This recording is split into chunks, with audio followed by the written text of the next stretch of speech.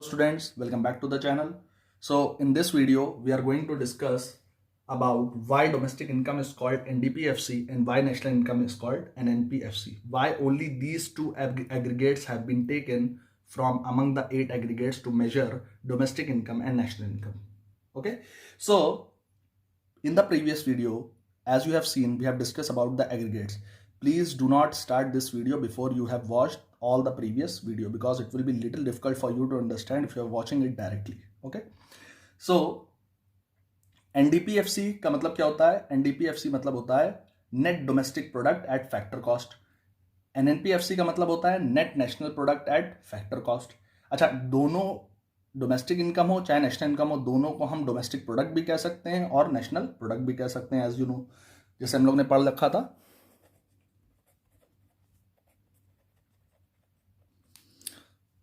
कि domestic income को आप डोमेस्टिक प्रोडक्ट भी कह सकते हैं, नेशनल इनकम को आप नेशनल प्रोडक्ट भी कह सकते हैं. ये बेसिक इन्फॉर्मेशन हमें पहले से पता है. ठीक है, ये हम प्रूव कर चुके हैं ये कैसा क्यों होता है और क्या होता है. क्योंकि every production phase is having income generation phase. Without production phase income generation phase cannot happen. Okay, so these are both independent. Whatsoever the amount of production you are doing, that much amount of income you are generating and giving it to factors of production as factor payment, and to them it is called factor income. Okay, now the next thing what I'll discuss, that domestic income को सिर्फ NDPFC वाला aggregate ही क्यों कहा गया और national income को NNPFC वाला aggregate क्यों कहा गया. ठीक, अब ये बहुत ही इंपॉर्टेंट यहाँ पे एक कंसेप्ट है. पहली चीज तो देखा होगा आपने कि डोमेस्टिक इनकम और नेशनल इनकम को मैंने दोनों को नेट पे मेजर किया है, यानी ग्रॉस पे मेजर नहीं कर रहे हैं. ठीक, तो पहला क्वेश्चन यहां पे आता है कि why domestic income and national income is measured eight only net value, not gross. ठीक, तो पहली चीज तो ये आती है कि आपने जब इसको नेट एनडीपीएफसी कहा सर या एनएनपीएफसी कहा, तो आपने नेट को ही क्यों लिया, ग्रॉस वैल्यू क्यों नहीं? ग्रॉस पे भी तो हो सकता था, ये जीडीपीएफसी भी कह सकते थे, जीएनपीएमपी भी कह सकते थे, जीएनपीएफसी भी कह सकते थे. Why we take net? तो मैं आपको बहुत ही बेसिक एग्जांपल देता हूं. देखिए, ग्रॉस वैल्यू और नेट वैल्यू दो चीजें होती हैं. ग्रॉस वैल्यू होती है क्या? इंक्लूसिव ऑफ डेप्रिसिएशन, यानी अभी एक्चुअल वैल्यू ऑफ मशीन की बात हो रही है, या मैं लिख दूं एक्चुअल वैल्यू ऑफ कौन से गुड्स पे लगता है ये आप जानते हैं, कैपिटल गुड्स. प्रीवियस वीडियो अगर आपने नहीं देखा है तो you are not going to understand it well. Please go and watch chapter 1 and chapter 2 video and then continue with chapter 3. तो एक्चुअल वैल्यू जो कैपिटल गुड्स की होती है. अच्छा, कैपिटल गुड्स किस पे इन्वॉल्व होता है? कैपिटल गुड्स इन्वॉल्व होता है प्रोडक्शन प्रोसेस में. बिना कैपिटल गुड्स के प्रोडक्शन प्रोसेस पॉसिबल नहीं है. अब जब प्रोडक्शन प्रोसेस में कैपिटल गुड इन्वॉल्व हो रहा है तो इसका मतलब प्रोडक्शन में उसका यूज होगा, और जब वो यूज होगा तो कैपिटल गुड्स को क्या फेस करना पड़ेगा? It will face expected obsolescence. ठीक, अब एक्सपेक्टेड ऑब्सोलेंस वो तभी फेस करेगा जब वो यूसेज में आएगा. और आपको एक बात बता दूं मैं, नेट अनएक्सपेक्टेड ऑब्सोलेंस जो है वो डेप्रिसिएशन में कंसिडर नहीं किया था. मतलब आपने मशीन खरीद के रख दी, कैपिटल गुड्स खरीद के रख दिया और प्रोडक्शन प्रोसेस में यूज नहीं हो रहा है, नॉर्मल वियर एंड टियर उस पर हो रहा है, वो प्रेडिक्टेड है, अनएक्सपेक्टेड है, वो आपको मेजर नहीं करना है. ठीक, एक्सपेक्टेड मतलब यानी आपने उसको बिजनेस में पुट किया, यूज हुआ वो प्रोडक्शन प्रोसेस में, और जब वो यूज होगा तभी उन गुड्स की वैल्यू क्या बन जाएगी? नेट वैल्यू बनेगी. ठीक, तो हम कैपिटल गुड्स को यूज करके प्रोडक्शन कर रहे हैं. प्रोडक्शन किन चीजों का हो रहा है? फाइनल गुड्स एंड सर्विसेज का. तो फाइनल गुड्स एंड सर्विसेज में वैल्यू ऐड हो रही है. वैल्यू ऐड करने के लिए हम किस चीज का यूज कर रहे हैं? कैपिटल गुड का. तो अगर हम उसकी ग्रॉस वैल्यू को मेजर करते हैं, इसका मतलब हमें फाइनल रिजल्ट नहीं मिलेगा, क्योंकि एक्चुअल वैल्यू से हमें ये नहीं पता चलेगा कि मशीन का कितना पार्ट यूज हुआ, कितना डेप्रिशिएट हुआ और कितनी वैल्यू के गुड्स प्रोड्यूस हुए, फाइनल गुड्स. इसीलिए we always take net value, we never take gross value. So what will do, will deduct the depreciation, या डेप्रिसिएशन का दूसरा नाम आपको पता है, और कंजम्पशन ऑफ फिक्स्ड कैपिटल, ये भी एक नाम है इसका. ठीक है, तो finally you will get the net value. So that is why we take domestic income and national income at net values, not at gross value. ठीक, नंबर 2. दूसरी चीज आपने देखी, सर यहां एफसी आपने लिया, फैक्टर कॉस्ट लिया, यहां भी फैक्टर कॉस्ट लिया है. Why you are not taking market price? ठीक, ग्रॉस क्यों नहीं लिया वो मैंने आपको क्लियर कर दिया। अब मैं आपको बताऊंगा मैंने मार्केट प्राइस पे क्यों नहीं कंसिडर किया, फैक्टर कॉस्ट पे ही क्यों डोमेस्टिक इनकम और नेशनल इनकम को मेजर किया है। ठीक, इन दोनों एग्रीगेट्स को हम जीडीपी एमपी भी तो कह सकते थे, जीएनपी एनपी भी तो कह सकते थे। नहीं, ये बात आप दिमाग में रखिएगा, कभी भी आपको डोमेस्टिक इनकम निकालने को कह रहा है इसका मतलब आपको एनडीपीएफसी ही निकालना है, नेशनल इनकम कह रहा है तो एनएनपीएफसी ही निकालना है। ठीक है ना। सेकेंड क्वेश्चन आया कि वाई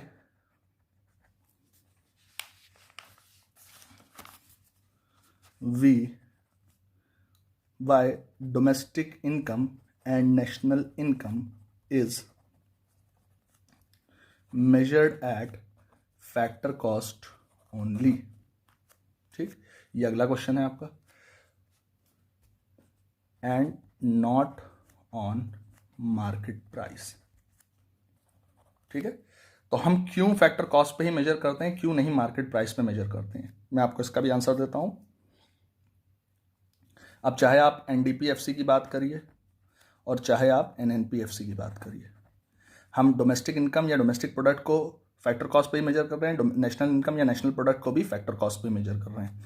अब यहाँ रीज़न फैक्टर कॉस्ट में मेजर करने का ये है, पहले तो मैं ये बता दूँ, फैक्टर कॉस्ट में जब आप ऐड करते हैं क्या, नेट इनडायरेक्ट टैक्स, तो आपको फाइनल रिजल्ट जो मिलता है वो क्या होती है, मार्केट प्राइस। और मार्केट प्राइस को आप और क्या कहते हैं, एमआरपी। ये सब मैं आपको पिछली वीडियो में क्लियर कर चुका हूँ।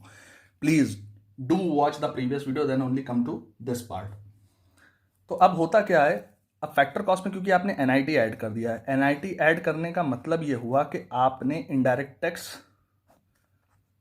और सब्सिडी को कंसिडरेट कर लिया, और जब आपने सब्सिडी और इनडायरेक्ट टैक्स ऐड कर लिया फैक्टर कॉस्ट में तो वो बन गई एमआरपी यानी मार्केट प्राइस। और फैक्टर कॉस्ट क्या होता है, जो अमाउंट आपने पे किया था किनको, फैक्टर्स ऑफ प्रोडक्शन को, जो एक्चुअल में फैक्टर इनकम बनती है। और फैक्टर इनकम का सम टोटल कहलाता है डोमेस्टिक इनकम अगर वो इकोनॉमिक टेरिटरी के अंदर है, नेशनल इनकम अगर वो रेजिडेंट कर रहा है। ठीक, तो यही इसी जो फैक्टर ऑफ प्रोडक्शन को हम पे कर रहे हैं, इसी से क्या जनरेट हो रही है, फैक्टर इनकम। और इसी फैक्टर इनकम का टोटल जो है वो कहलाता है डोमेस्टिक इनकम और नेशनल इनकम। ठीक, एक रेजिडेंट की वजह से, दूसरा इकोनॉमिक टेरिटरी की वजह से। ठीक है, अब आईडीटी और सब्सिडी अगर आपने ऐड कर लिया और उसको मार्केट प्राइस बना दिया तो इसका मतलब आप अब एमआरपी पे जो है वो गुड्स की वैल्यूज को टोटल अप कर रहे हैं, पूरी इकोनॉमी में कितने final goods and services produce है उन सब का टोटल कर रहे हैं, लेकिन किस वैल्यू पे, मार्केट वैल्यू पे। मार्केट वैल्यू पे करने का मतलब आपने दो और चीजें इन्वॉल्व कर ली, एक तो इनडायरेक्ट टैक्स और दूसरा सब्सिडी। अब मैं आपको यहाँ पे बहुत ही इंपॉर्टेंट बात बताने जा रहा हूँ, बहुत गौर से सुनिएगा। इनडायरेक्ट टैक्स और सब्सिडी ये दोनों चीजें, ये दोनों की दोनों चीजें हैं ट्रांसफर इनकम।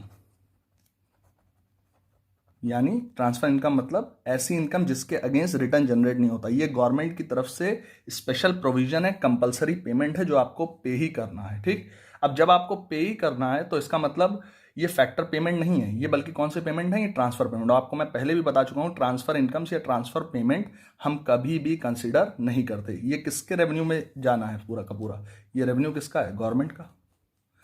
अब दुनिया में कोई भी ऐसा इंसान नहीं, अब अक्षय कुमार है, दुनिया में सबसे ज्यादा टैक्स देता है वो, ठीक, इंडिया में सबसे ज़्यादा टैक्स पेयर है वो, सबसे बड़ा, तो वो सबसे बड़ा टैक्स पेयर है। क्या कहीं भी ये लिखा हुआ या कहीं भी ये पॉसिबल न्यूज़ आई कि गवर्नमेंट ने कोई स्पेशल कंस्ट्रक्शन सिर्फ अक्षय कुमार के लिए किया हो, नॉट पॉसिबल। भले ही वो सबसे ज़्यादा टैक्स देते हो, ठीक, भले ही वो गवर्नमेंट को बहुत ज़्यादा फायदा पहुंचाते हो, लेकिन हाईएस्ट टैक्स पेयर होने के बावजूद उनके लिए कोई स्पेशल प्रोविजन नहीं आया। ठीक, इसी तरीके से जितने भी कस्टमर, हम सब इनडायरेक्ट टैक्स पे करते हैं। ठीक, क्या उस इनडायरेक्ट टैक्स के ऊपर गवर्नमेंट हमें फॉरन कोई रिटर्न देती है? नहीं, आपको रिटर्न मिलता है इनडायरेक्टली। डैम्स बन जाएंगे, ब्रिजेस बन जाएंगे, रोड बनेगी, अच्छी फैसिलिटीज मिलेंगी, हेल्थ सर्विस मिलेगी, ये सारी मिलेंगी, नो डाउट। लेकिन क्या वो एक तरीके की फैक्टर सर्विस के अगेंस्ट है? No, it's a compulsory payment. That's why these both components are called transfer income. और जब वो ट्रांसफर इनकम है इसीलिए हम उसे मार्केट प्राइस पे कंसिडर नहीं कर सकते, क्योंकि वहां इंक्लूड रहता है। तो हम किस पे कंसिडर करेंगे, फैक्टर कॉस्ट, या फिर हम कहें फैक्टर कॉस्ट का मतलब जो हमने अमाउंट फैक्टर्स ऑफ प्रोडक्शन को पे किया, और फैक्टर्स ऑफ प्रोडक्शन को जो अमाउंट मिला वो क्या है, फैक्टर इनकम। और उसका सम टोटल अगर टेरिटरी बेस करते हैं तो डोमेस्टिक इनकम, रेजिडेंट बेस करते हैं तो नेशनल इनकम। मैं यहाँ पे लिख दे रहा हूँ साफ साफ, डोमेस्टिक इनकम और national income. Hope you got this concept. It is a very important concept. ये कोई भी आपको जो है जल्दी नहीं बताता। आप पूरे इंटरनेट पे सर्च कर लिए, इतना क्लियरली कंसेप्ट कहीं पे भी नहीं बताया गया है कि ऐसा क्यों होता है, रीजन क्या है। ठीक है, so please subscribe the channel, share it and like the channel. Okay. Any problem, you comment it down. I'll just focus it so that you can easily copy it. Please sit with a pen and paper. Try to make the notes from the things which I am giving you. Okay class, thank you.